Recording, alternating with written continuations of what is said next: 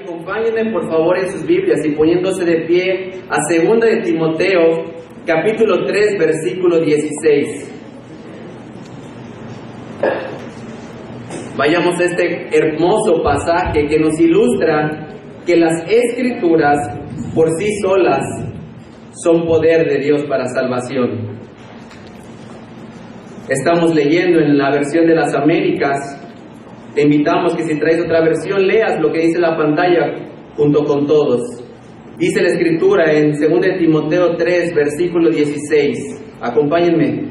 Toda Escritura es inspirada por Dios y útil para enseñar, para reprender, para corregir, para instruir en justicia, a fin de que el hombre de Dios sea perfecto, equipado para toda buena obra. Damos gracias a nuestro Dios porque nos permite el día de hoy juntos estudiar la voz del Señor por medio de sus Escrituras. Y ahora acompáñenme en sus Biblias al Evangelio de Lucas. Estaremos estudiando el Evangelio de Lucas según San Lucas, capítulo 18, particularmente una parábola. Y esta parábola la encontramos en el versículo 9. Acompáñenme con sus vistas leyendo esta parábola, que es lo que el Señor nos trae en esta mañana para estudio de su palabra. Dice el versículo 9: refirió también esta parábola a unos que confiaban en sí mismos como justos y despreciaban a los demás. 2 hombres subieron al templo a orar. Uno era fariseo y el otro recaudador de impuestos. El fariseo, puesto en pie, oraba para sí de esta manera: Dios, te doy gracias, porque no soy como los demás hombres, estafadores, injustos, adúlteros, ni aun como este recaudador de impuestos. Yo ayuno 2 veces por semana, doy el diezmo de todo lo que gano. Pero el recaudador de impuestos, de pie y a cierta distancia, no quería ni siquiera alzar los ojos al cielo, sino que se golpeaba el pecho diciendo: Dios, ten piedad de mí, pecador. Les digo que éste descendió a su casa justificado, pero aquel no. Porque todo el que se ensalza será humillado, pero el que se humilla será ensalzado. Nuestro Dios Padre, venimos delante de ti, reconociéndote como el único Dios, el verdadero, el justo, el perfecto. Venimos esta mañana a declarar tu poder, a declararte como nuestro Salvador, y que solamente por los méritos de tu Hijo Jesucristo es que ahora tenemos salvación y encontramos salvación en Cristo. Te suplico que por favor este día, este tiempo, sea exclusivo para ti. Quita toda distracción de nuestras mentes, quita todo aquello que nos puede estorbar para escuchar tu voz. Te suplico, Padre, que tengas misericordia de nosotros y que lo que habremos de estudiar esta mañana sea guardado en nuestros corazones, redarguya nuestras mentes y que por sobre todas las cosas busquemos vivir para tu gloria. Te damos gracias, Padre, por esta enorme oportunidad que es poder estudiar, escudriñar tu palabra. Bendito sea tu nombre, en el nombre de Jesús lo pedimos, nuestro Salvador. Amén. Les invito, hermanos, que tomen sus lugares. Hermanos, hemos estado estudiando por medio de las semanas pasadas el libro de Gálatas, un libro que, escrito por el apóstol Pablo, hablaba hacia una región específica que estaba poniendo en duda su ministerio, particularmente sus palabras relacionadas al Evangelio. Y es lo que hemos estado venido estudiando a través del libro de Gálatas, particularmente el Pablo confrontando la fe de los de Galacia. Resumiendo todo lo que hemos estudiado, lo podría resumir en Gálatas 3:11, que dice que nadie es justificado ante Dios por la ley, es evidente, porque el justo vivirá por la fe. Es prácticamente lo que hemos venido estudiando. No son tus obras, es solamente por gracia y fe en la obra de nuestro Señor Jesucristo. Por lo tanto, hemos querido tomar esta parábola como un refuerzo, como un impulso a lo que hemos venido estudiando en el libro de Gálatas. Particularmente esta mañana, por medio de la parábola que acabamos de leer, vamos a estudiar el principio que en la doctrina reformada conocemos como sola fide, es decir, solamente por fe. Esto quiere decir que la justificación del hombre es única, exclusiva, por la obra de Dios a través de Cristo, y solamente el hombre es receptor de esa fe y no la suma de tus y mis buenas obras. Es entonces lo que habremos de estudiar por medio de esta parábola, darnos cuenta que no es lo que tú hagas, las obras que acumules, lo que te va a dar acceso al cielo, solamente fe en la obra de Cristo Jesús. Y para que tú y yo, terminando este tiempo, examinemos nuestro corazón y examinemos en qué obra, en la de la cruz o en tus obras, descansa tu esperanza de salvación. Es eso lo que habremos de estudiar. Examinemos nuestros corazones, en dónde descansa la esperanza de mi salvación. Acompáñenme entonces al libro de Lucas, capítulo 18. Gracias. Estamos en un contexto en el que el Señor Jesucristo está en el auge de su ministerio. Todos quieren saber de Jesucristo. Es la persona del momento. Jesucristo, sus palabras, Jesucristo, sus señales, Jesucristo, sus enseñanzas, sus pensamientos. Todos quieren saber de Jesucristo. Pero Jesucristo no vino a complacer a las masas. Él no vino a atraer a la gente cumpliendo sus voluntades. Él vino a cumplir la voluntad del Padre. Entonces, si la parábola que habremos de estudiar aún iba en contra de esas masas, Cristo lo iba a hacer. Cristo lo iba a hacer porque antes de dar complacencia a los hombres, iba a buscar la voluntad de su Padre. Y es entonces lo que tenemos ahí en el versículo 9, como comenzamos diciendo ahí la palabra de Dios, refirió también esta parábola.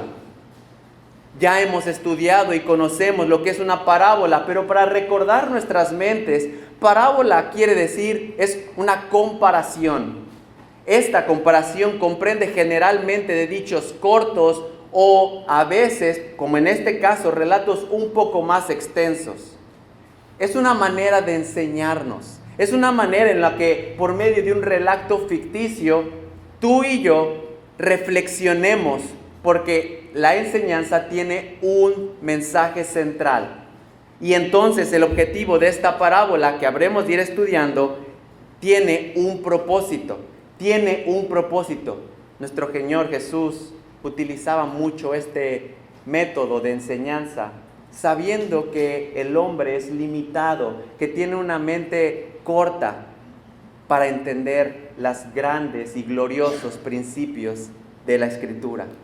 Así que aquí está una historia fácil, digerible, entendible para la sociedad y para ti y para mí. Entonces, con esto en nuestra mente podemos ver que lo que va a decir, aunque es un relato ficticio, ocurre una situación normal entre la gente, algo que ellos podían percibir como fácil de entender. Y habla ahí que esta parábola, ¿a quién va dirigida? En el versículo 9, esta parábola a unos que confiaban en sí mismos. Esta palabra unos no es específicamente alguien, no es para a fuerza fariseos, no es para judíos, es para cualquiera que tiene una característica, y lo vemos ahí, confían en sí mismos como justos. Esto quiere decir que esta enseñanza va dirigida a cualquiera que en su apreciación tiene la característica de ser justo, de ser bueno, de que no hay nada aquello que puedas encontrarle grave. Pero podemos y vamos a decir que esto no es solamente para aquellos legalistas. No pienses, bueno, esto no es para mí, es para el de atrás, porque yo sé que no soy. Antes escuchemos la voz de Dios. Escuchemos qué el Señor tiene que decirnos y evaluemos nuestro corazón. Y entonces esta parábola la habremos de dividir en 3 aspectos. El primero lo estudiaremos del versículo 10 al versículo 12 y le llamaremos el que se cree justo por sus obras. El segundo aspecto lo veremos en el versículo 13, el que se sabe injusto por sus obras. Y el último punto es el justo a los ojos de Dios. El que se cree justo por sus obras, el que se sabe injusto por sus obras, el justo a los ojos de Dios. Es así como dividiremos nuestro pasaje y vayamos ya entonces con nuestra mente en ese contexto, en ese ambiente, ese tipo de enseñanza, a ese tipo de personas, a estudiar el pasaje. Leamos lo que dice ahí del versículo 10 al 12, algo muy fácil de entender. 2 hombres subieron al templo a orar. Uno era fariseo y el otro recaudador de impuestos. Jesús estaba llevando a su audiencia original a una situación normal, rutinaria, común de esa época. La tradición del pueblo judío era subir al templo a orar. Consideremos que era diferente a nuestro tiempo. Hoy, con el Espíritu Santo morando en cada uno de nosotros, no importa dónde estés, tú puedes clamar a Dios y serás escuchado. Pero en ese tiempo, solamente en el templo era el lugar donde estaba la presencia de Dios. Es por eso que entonces les lleva a nuestro Señor Jesucristo una situación normal, subir al templo a orar. Que entonces ahí nos empieza a marcar quiénes subieron al templo a orar. En el versículo 10 nos habla de 2 personas, 2 hombres, uno era fariseo y el otro recaudador de impuestos. Nuevamente, no habla de personas específicas, no le dice Cristian y Geo, no le dice tal y tal, dice 2 características de personas, un fariseo y un recaudador de impuestos. Algo que en lo común, en el ambiente, era normal ver a un fariseo, normal ver a un recaudador de impuestos. Conozcamos un poquito más quiénes eran estos. Tal vez ya los conoces, pero tal vez no. Y estudiemos quiénes eran estas 2 personalidades, porque el Señor Jesús las destaca. Un fariseo y un recaudador de impuestos. Fariseo. En el original, en el griego, farisaios. Esta palabra viene del arameo que quiere decir separado, aparte. Este grupo de personas vivían apartados, separados de todo lo que ellos habían llamado impuro. Ellos vivían aparte, eran gente exclusiva, dedicada a la vida religiosa. Su enfoque estaba, por medio de la docencia, enseñar, promover el desarrollo de la religión. Su objetivo era que por medio de su docencia, de su enseñanza, la gente con una capacidad menor o limitada conocieran y practicaran la ley de Moisés. Promovía prácticamente la religión. Este grupo de personas fariseos no eran revoltosos, no eran parte de la oposición militar o de la oposición política. Eso era otro grupo llamado los celotes. Los fariseos representaban y llegaron a representar al judaísmo oficial, distinguidos por su capacidad de interpretar la ley. De hecho, estos fariseos conformaron en un tiempo un grupo llamado el Sanedrín. Ellos particularmente interpretaban 3 divisiones de las Escrituras. Ellos interpretaban la ley, los profetas y los escritos. ¿Con qué objetivo, hermanos? Muy fácil. Ellos lo que querían hacer era leerlo, adaptarlo al contexto actual para que entonces la gente lo pudiera vivir. Algo muy fácil. Les vamos a ver un ejemplo. Acompáñenme en sus Biblias a Éxodo, capítulo 16, versículo 29.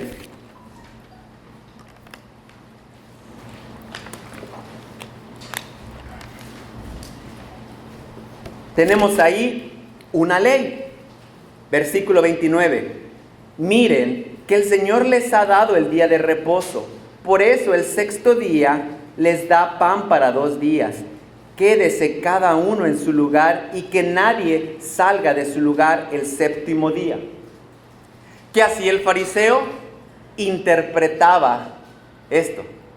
¿Qué es no salirse de su lugar? ¿Qué es trabajar el día de reposo? Que alguien nos explique. Estaba un fariseo. Entonces el fariseo decía, hay 3 cosas importantes. Primero, no cargues objetos. No puedes cargar objetos el día de reposo. Segundo, no puedes caminar más de 2000 codos. Algo así, dependiendo del codo de cada uno, como 900, 1 kilómetro, más o menos, algo así. ¿Con qué objetivo? Porque decían, en el tiempo que se escribió esta palabra, las tiendas donde vivía la gente, al tabernáculo no estaba más de 2000 codos. Entonces no puedes caminar más de 2000 codos el día de reposo. ¿Qué más hacían? No andes apresurado el día de reposo. El día de trabajo camina rapidito. El día de reposo tienes que caminar más lento. Ese era el objetivo del fariseo.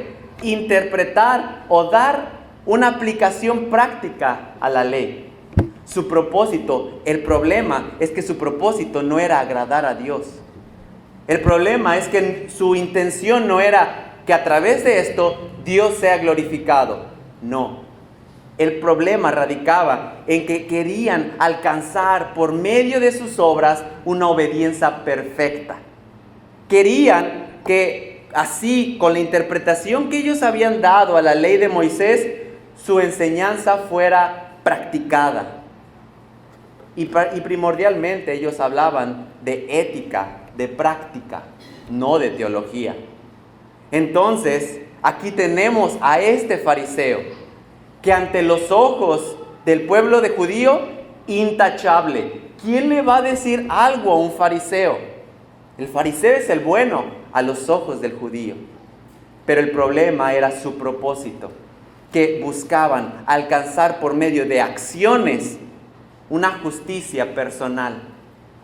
Y ahora tenemos, volviendo a nuestro pasaje en Lucas capítulo 18, a otro hombre, un recaudador de impuestos. ¿Qué le suena? Ya con decir impuestos ya da miedo. Un recaudador de impuestos. Ellos en la cultura judía estaban al extremo de los fariseos. Eran los más detestados. Eran los que veían como una bancarrota moral. Socialmente no tenían cara ante los judíos. Eran vistos como las rameras, como los borrachos, como los gentiles. Ahí tenían a los recaudadores de impuestos, deshonestos, crueles, por una sencilla razón: se habían vendido al Imperio Romano. ¿Cómo? Iban con el Imperio Romano, compraban el derecho oficial de cobrarle los impuestos al pueblo judío, y lo que hacían era abusar de ellos. Iban y les cobraban el impuesto y algo adicional. Tenían que pagar la tarifa fija al Imperio Romano y lo demás era para ellos. Entonces ellos buscaban tomar el resto. Algo así, no es igual, como hoy conocemos el término derecho de piso.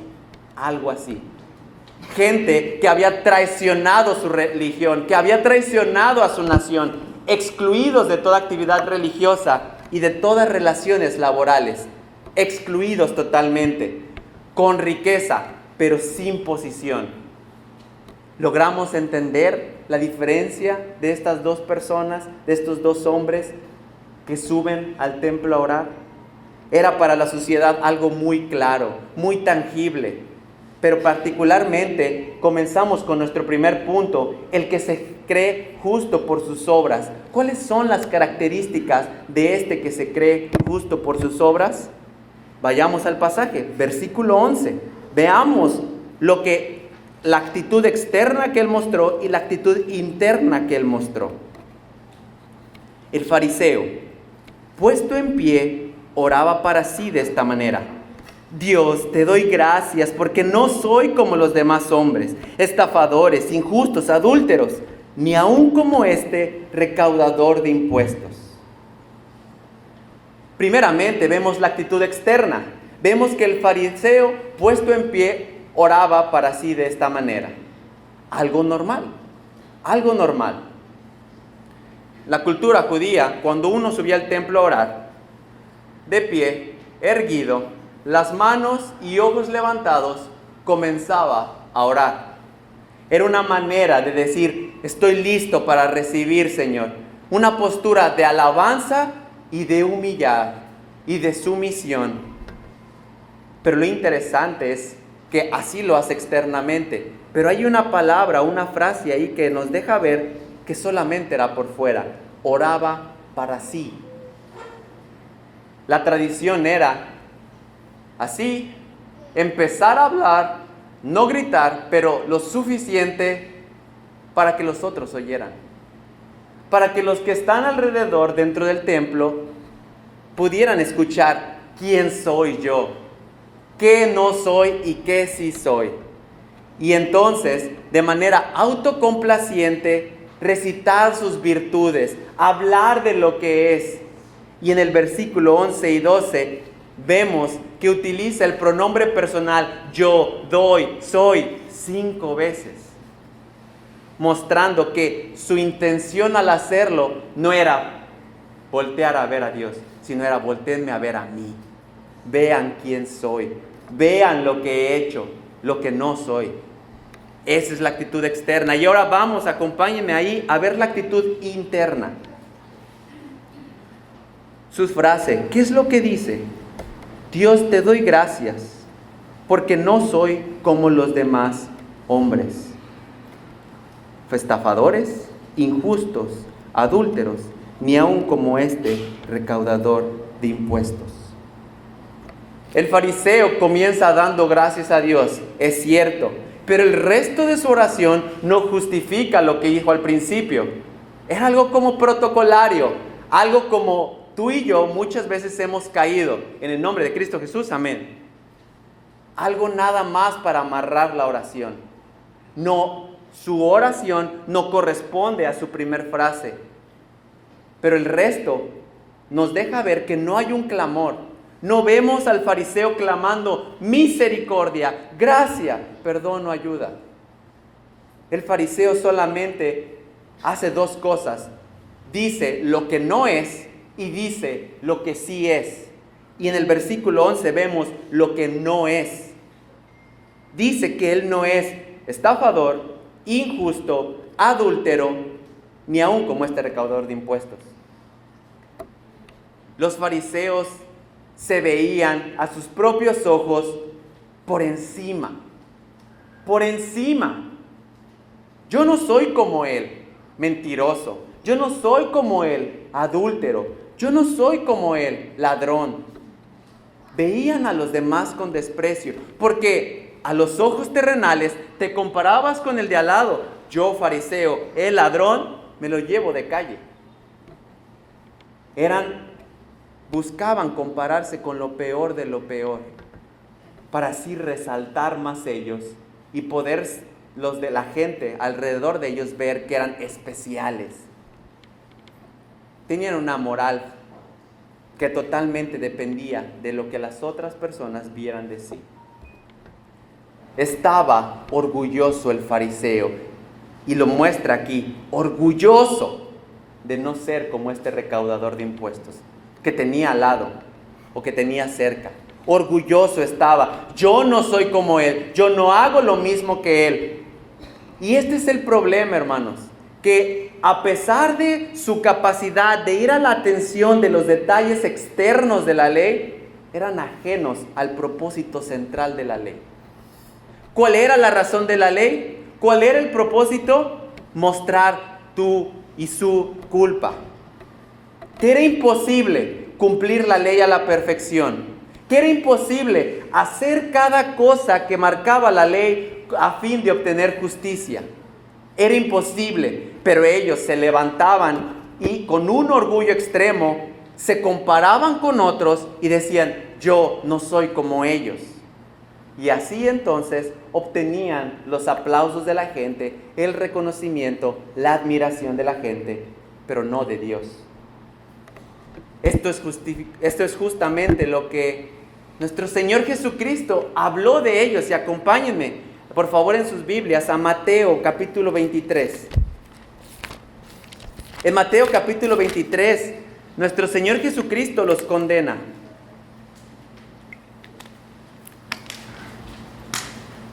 En tu casa puedes leer todo el libro de Mateo, el capítulo 23 de Mateo, y encontrarás una serie de denuncias de Jesús hacia los fariseos y escribas, pero particularmente veremos en 2 versículos que ya condenaba esta actitud de los fariseos.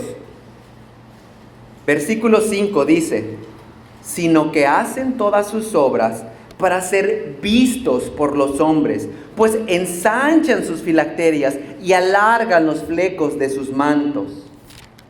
Acompáñenme al versículo 23. ¡Ay de vosotros, escribas y fariseos, hipócritas!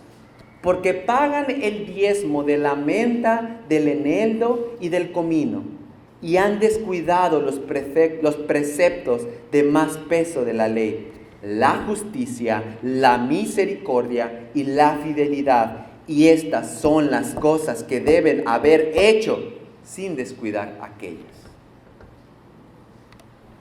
El Señor Jesús no recrimina que ellos hacían esas cosas. El problema es que solamente se enfocaban en lo que afuera se viera. Por dentro, muertos. Por dentro, sepulcros blanqueados. Y es entonces aquí donde podemos ver que ellos, tratando de mantener su apariencia, ponían leyes muy altas, imposibles para la gente cumplir, y entonces ellos verse como los capaces, como los justos, y así disminuir su propia culpabilidad cuando le robé o le quité un poquito a la viuda, que habla todo Mateo 23 de esas acciones ocultas que hacían los fariseos para aprovecharse de los otros. Pero ¿qué hay de nosotros? Creyéndonos muchas veces justos al compararnos nuestra vida con otros. No, yo no soy como mis compañeros de trabajo, infieles. Ellos sí, se la pasan todo el tiempo hablando de sus experiencias. Mateo 5:23, lo conoces: todo el que mire a una mujer para codiciarla ya está adulterando con ella en su corazón.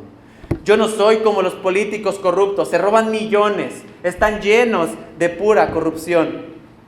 Pero hay una oportunidad de adelantarse, una firma, una manera, aprovecharse del cliente, y entonces robas.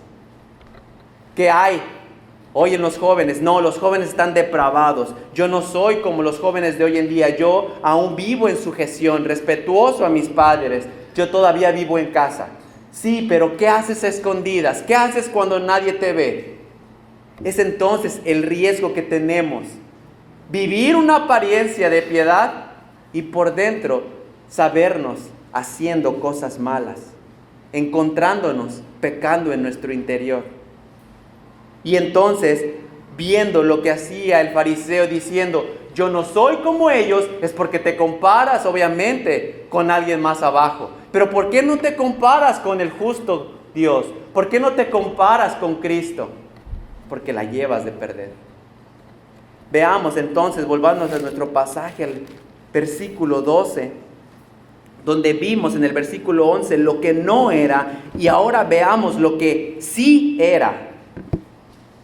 Versículo 12: yo ayuno 2 veces por semana, doy el diezmo de todo lo que gano.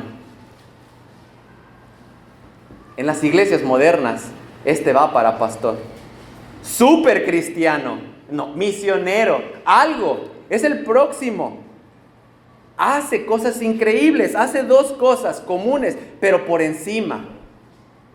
Excede los límites o va más allá de lo estipulado. Es un hombre increíble, podríamos decir.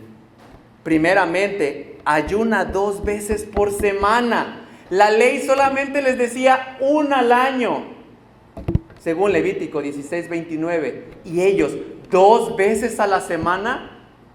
No, perfecto, increíble. Y no menos exigente con el diezmo, hermanos. Diezmo de todo lo que gano. Por encima de lo que Deuteronomio 14:23 les decía. Es decir, y lo leímos hace unos minutos, el comino, el eneldo, la menta, las cosas más chiquitas que apenas si las puedes contener con tu mano, el fariseo decía, mi parte de Dios, mi parte para mí. Imposible alcanzarlo, imposible. Este era a los ojos de los judíos perfecto. No le fallaba nada, no era como el otro y aparte iba por encima. Es increíble a los ojos de los judíos, pero no a los ojos de Dios. Es el hombre que entonces se ve bueno por lo que hace. Yo no soy ladrón, narcotraficante o corrupto. Yo doy a la iglesia, yo voy a los estudios y voy a 2 entre semana. Yo he leído la Biblia completa y aparte doy un buen porcentaje, por encima del 10%, a mi iglesia. No soy como ellos, no soy como los que andan en sus borracheras, no soy como los que andan en fines de semana. Yo no hablo con malas palabras, yo soy por encima. Y qué fácil es entonces creernos justos porque no hacemos y porque sí hacemos. Es algo muy sutil que creamos que por no hacer lo que el mundo evidentemente corrupto y muerto hace, es que somos. Y por hacer por encima de lo tradicional, no solo voy el domingo, voy más y doy más y estoy. Que fácilmente creamos que somos justos y que Dios tiene que tener, pues ahora sí que misericordia, llamémoslo justicia con uno, porque yo he sido justo. Es como si te acercaras y dijeras, es que he hecho más buenas obras que malas, ¿por qué deberías tú de mandarme al infierno? Es el problema que entonces estaba enfrentando aquí un fariseo que se cree justo a sus propios ojos, intachable a los ojos de los hombres, pecador, muerto a los ojos de Dios. Así que es una muy buena pregunta hacernos, ¿cómo estamos acercándonos a Dios? ¿Cómo tú hoy vienes aquí? ¿Por tus obras de justicia o por la justicia de su Hijo Jesucristo? Es una muy buena pregunta. Y entonces así podemos ver el primer punto de nuestra lección, que prácticamente enfoca en que el que se cree justo por sus obras, por lo que ha hecho.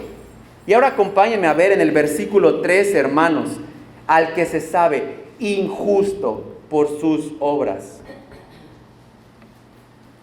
En el versículo 13 leemos lo que dice ahí, pero el recaudador de impuestos, de pie y a cierta distancia, no quería ni siquiera alzar los ojos al cielo, sino que se golpeaba el pecho diciendo, Dios, ten piedad de mí, pecador.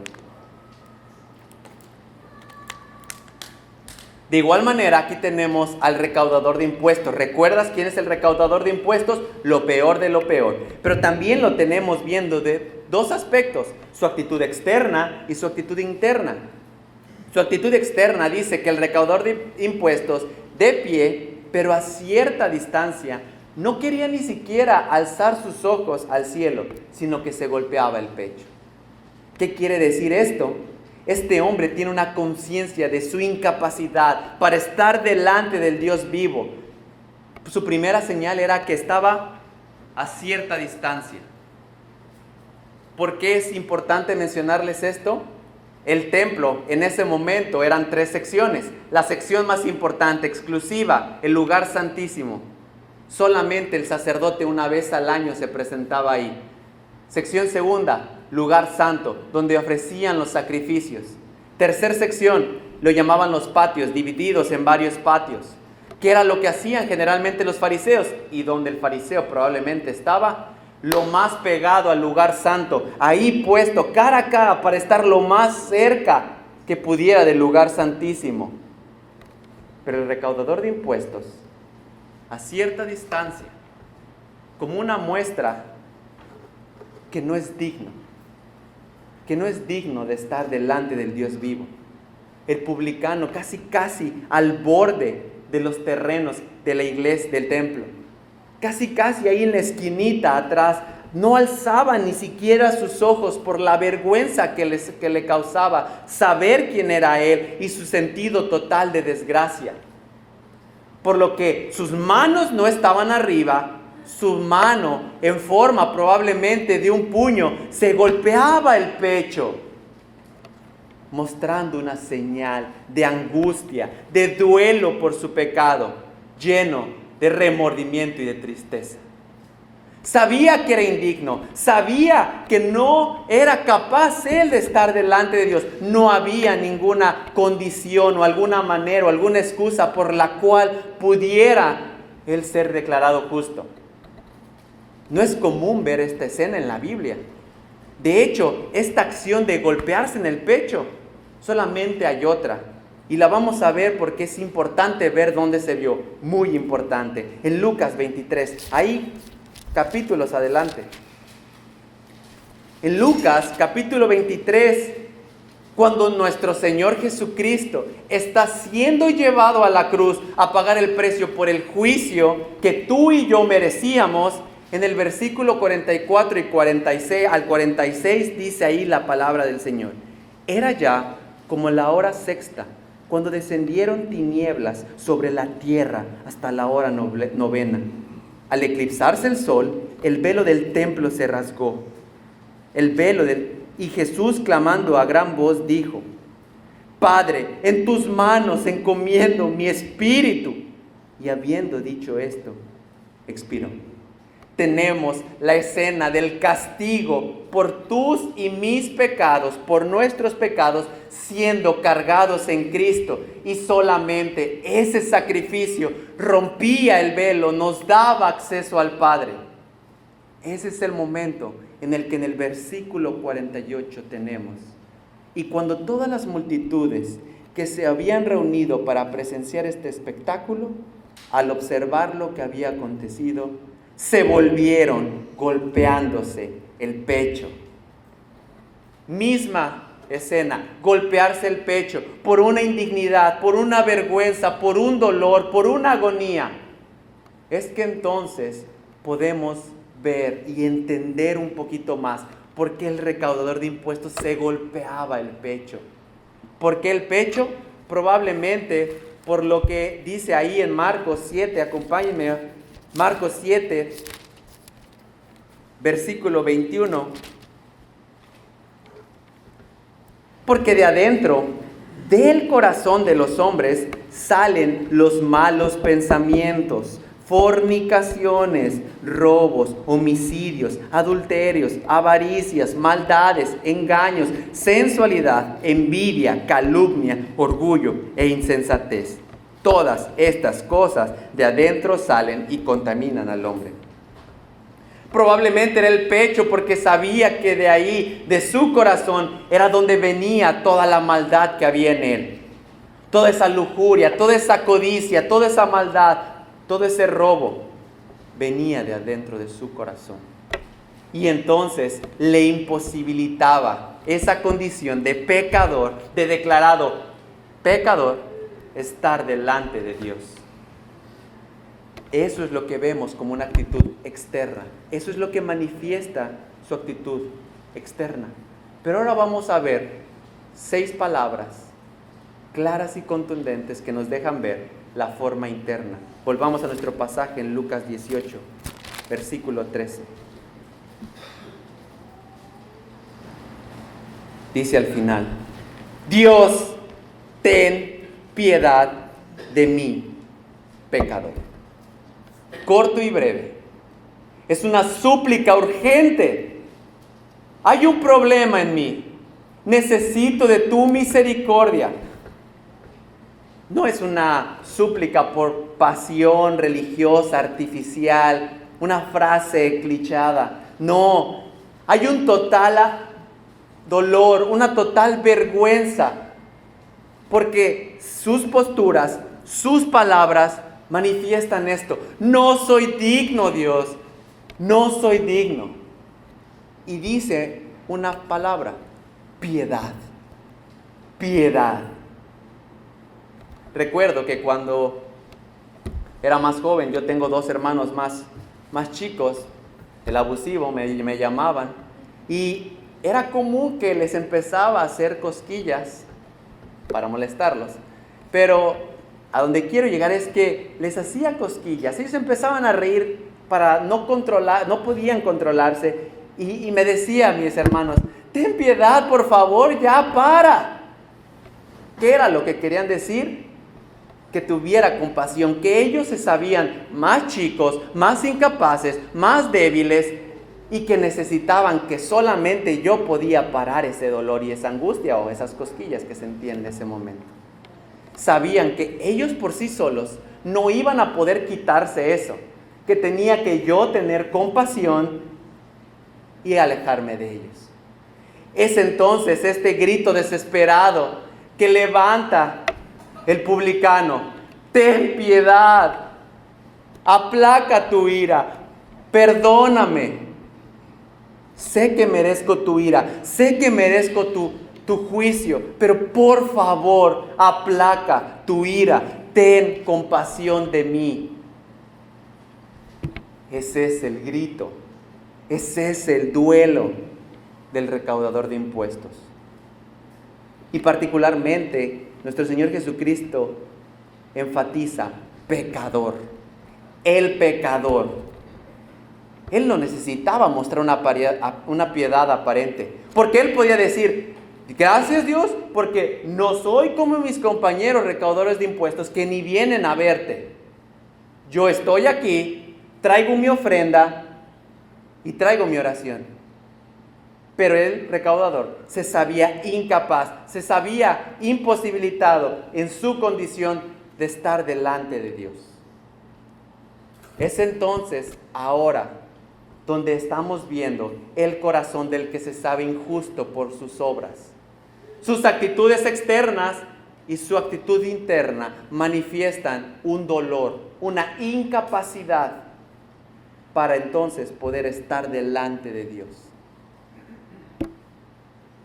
Pareciera entonces que nos estamos quedando sin posibilidades. Porque el fariseo, por fuera muy bonito, pero por dentro muerto. Y este se sabe incapaz. Entonces, ¿cómo?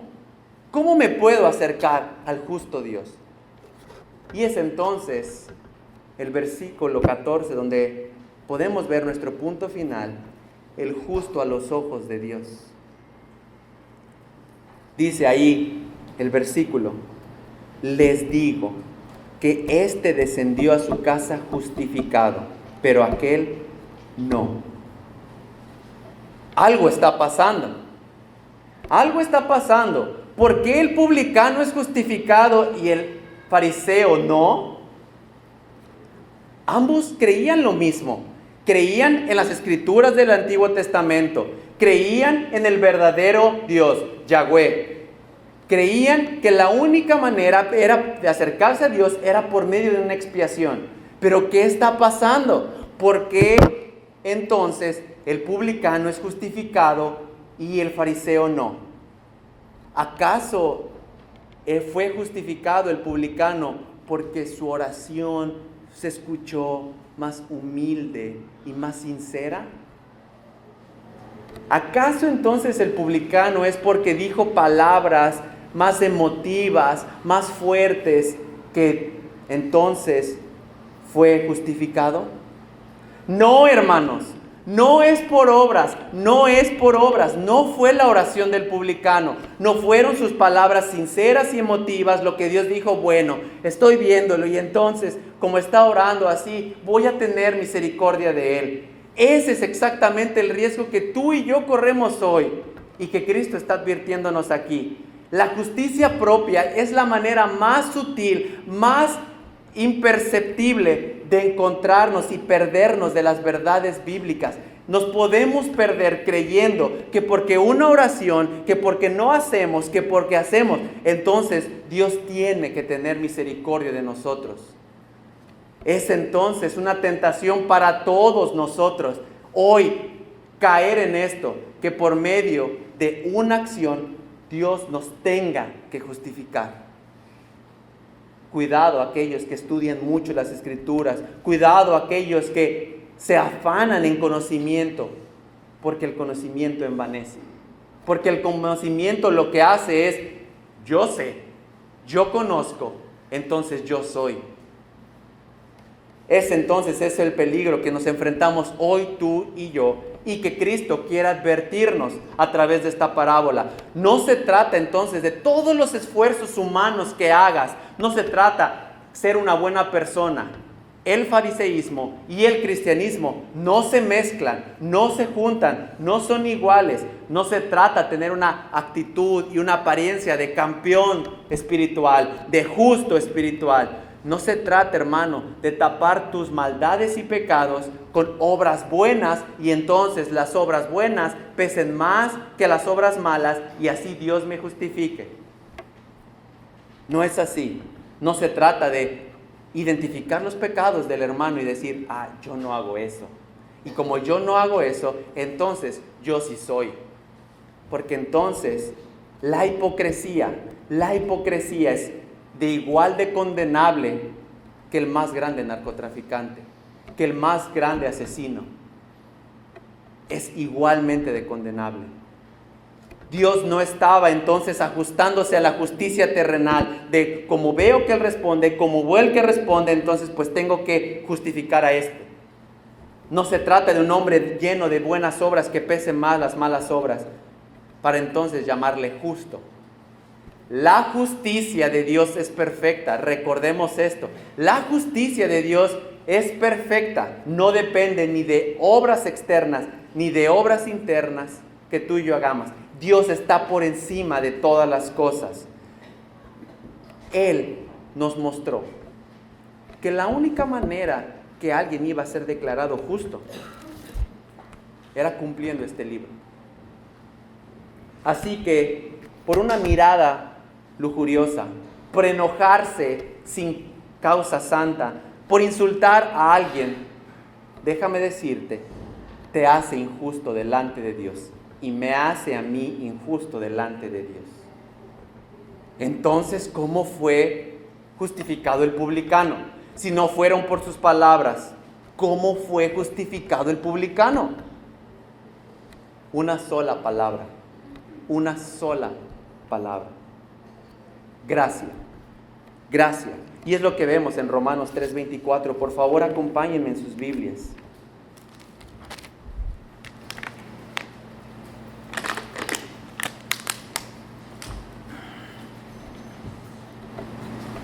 Dice la palabra de Dios, siendo justificados gratuitamente por su gracia, por medio de la redención que es en Cristo Jesús. ¿Qué pagaste?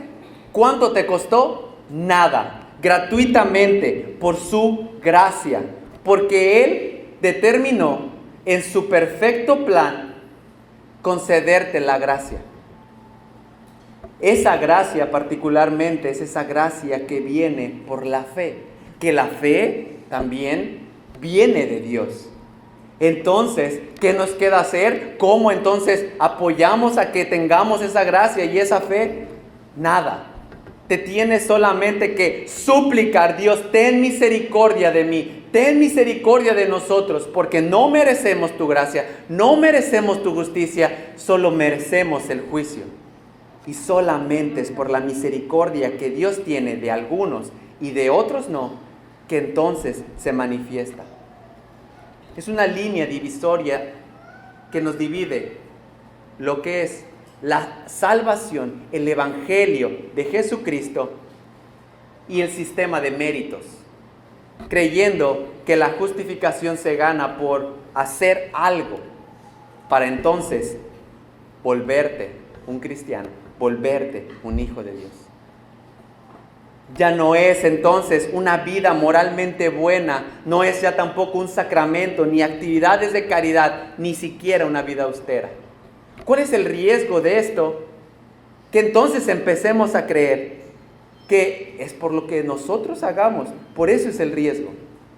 Debemos cuidar, hermanos, porque se vuelve una piedra imposible de cargar. Tengo que cuidar mi salvación con lo que yo haga, tengo que cuidarla, si no se me va a caer.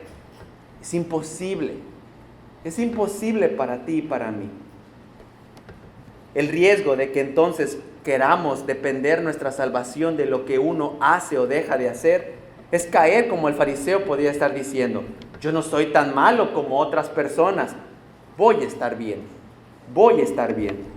Eso es lo que le podemos llamar falsa religión de logros humanos. Entonces, tenemos aquí la respuesta. Tenemos claro el mensaje. Todos los que están decididos a establecer su justicia, la perderán. Y ahí mismo en Romanos, versículo 20 de capítulo 3, donde estábamos leyendo, dice la palabra del Señor: porque las obras de la ley, repito, porque por las obras de la ley ningún ser humano será justificado delante de él, pues por medio de la ley viene el conocimiento del pecado. No es entonces por tus obras, por cumplir la ley. La ley lo único que te demuestra es que tú y yo estamos imposibilitados, que no podemos ser salvos por ti y por mí, por tus buenas obras y por tus buenas acciones. Es entonces lo que podemos ver aquí, solamente es la gracia de nuestro Dios. Solo por gracia es posible que la justicia de Dios nos sea imputada. Es solamente por su gracia. ¿Cómo es entonces que podemos buscar, suplicar, rogar por ser justificados? ¿Cómo lo podemos hacer? Porque, hermanos, Dios no dice: a ver, voy a elegir a estos y bueno, me olvidaré ya de sus pecados y toda su condena que traían pendiente, ya, me olvido de ella. Ya, justificados. Eso lo haría un Dios injusto, porque no estaría pagando lo que hicimos. Por eso es que entonces no es nada más un derecho de, bueno, a estos aparto y olvido, agarro sus pecados, los aviento allá, fin, se acabó. Dios tuvo que hacer una obra, hermanos. Dios tuvo que cumplir, y vemos en su palabra, en Romanos 3, ahí mismo, versículo 24, y leeremos hasta el 26, ¿qué fue lo que pasó? Siendo justificados gratuitamente por su gracia, por medio de la redención que es en Cristo Jesús, a quien Dios exhibió públicamente como propiciación. ¿Identificas esa palabra? Por su sangre a través de la fe, como demostración de su justicia, porque en su tolerancia Dios pasó por alto los pecados cometidos anteriormente, para demostrar que en este tiempo su justicia, y a fin de que Él sea justo y sea el que justifica al que tiene fe en Jesús. Es entonces solamente la muestra más grande que el mismo Dios ofreció a su propio Hijo como propiciación. Es decir, que el castigo que tú y yo merecíamos tuvo que ser cargado sobre su Hijo, para que entonces la fe que nos viene por fe, por gracia, podamos ver la obra de Cristo y creer que solamente esa obra es lo que nos salva. Entonces ya no se trata de lo que yo haga, se trata de lo que Cristo hizo, y por lo que Cristo hizo es que yo soy declarado justo. Es el justo cargando los pecados del injusto. Es el hombre viendo su incapacidad y que solamente por mediante el arrepentimiento y fe que viene de Dios es posible ser declarados justos. El recaudador de impuestos no fue entonces que sus buenas palabras, su corazón, su entendimiento le haya sido dado. Primeramente le fue dada la fe de que por él no podía ser salvo, que solamente Dios podía tener misericordia de él. En ese tiempo era la esperanza de un Redentor que vendría, que pagaría por ellos. Hoy, para ti y para mí, de igual manera, pero para atrás. Cristo pagando los precios por tus y mis pecados. La justicia perfecta, imputada a los que creen. Es entonces como termina nuestro pasaje. Acompáñenme por favor a Lucas. Lucas capítulo 18.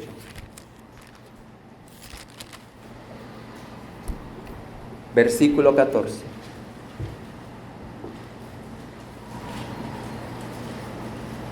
Les digo que éste descendió a su casa justificado, pero aquel no. Porque todo el que se ensalza será humillado, pero el que se humilla será ensalzado. ¿Has pensado en qué está basada tu salvación? Este era nuestro punto. ¿En qué se basa tu salvación? ¿En que vives una buena vida? ¿En que vives una vida de cristiano? ¿En qué está basada tu salvación? Porque el riesgo que tenemos entonces hoy como iglesia reformada es creer que por lo que hacemos, conocemos, es que entonces somos salvos. Y nos perdemos que solamente es la manifestación de amor de Dios a través de su Hijo lo que nos da la gracia de la salvación. Consideremos esto, hermanos, como una manera en la cual podemos confrontar nuestros corazones, pero también como un consuelo, hermanos.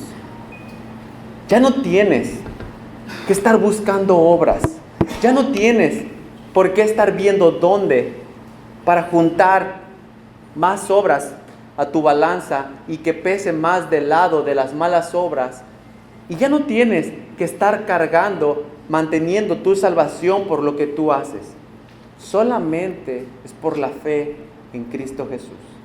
Y como resultado, hermanos, entonces sí, esa obra de Cristo Jesús se manifiesta en fe, y como todo el libro de Santiago nos muestra, esa fe da resultado, obras.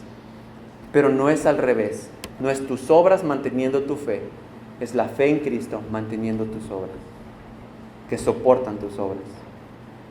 Es eso entonces lo que Dios nos impulsa, nos amonesta, pero también nos da de su paz.